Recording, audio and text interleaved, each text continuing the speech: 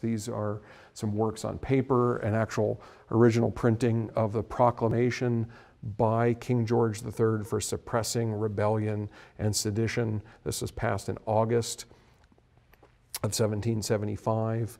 The news of this and King George's speech to Parliament, delivered in October of 1775, which declared the colonists in rebellion, all arrive in Philadelphia in January of 1776, the same week as a pamphlet is published just a block from where we're standing here at the Museum of the American Revolution by Thomas Paine, who's a failed English corset maker. He had tried to be a tax collector, had really did not find his way until he realized that he could make an amazing career for himself writing.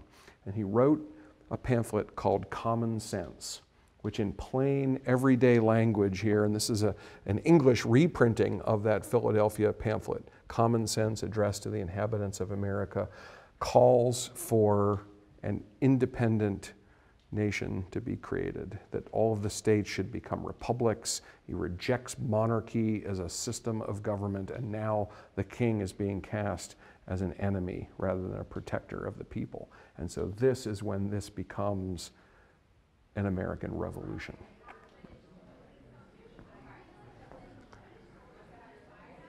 So in this gallery then, we kind of unpack the story of the Declaration of Independence. We have a small theater which explores the actual process of drafting and passing the Declaration of Independence.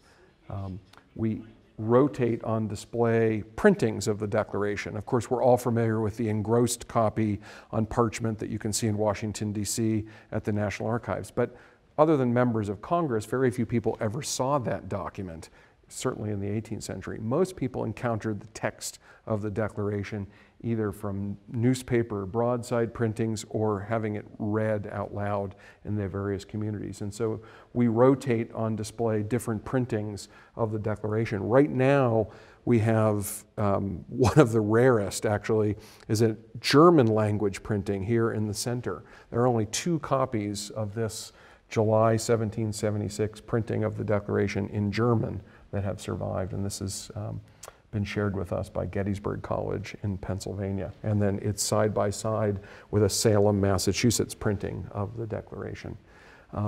We also explore the promise of equality. So this notion that all men are created equal, endowed by their Creator with certain unalienable rights. That's language that, of course, has to be, each person has to decide, does that apply to me? So the people who wrote those words maybe didn't actually recognize the revolutionary potential in them. And actually some people, like John Adams, we think probably did realize that when you declare that all men are created equal, people might say, well, what about women? What about enslaved people, laboring men? And so that we try to explore that story through this wall here, where we look at the status of laboring men, of enslaved people, of women, including Abigail Adams.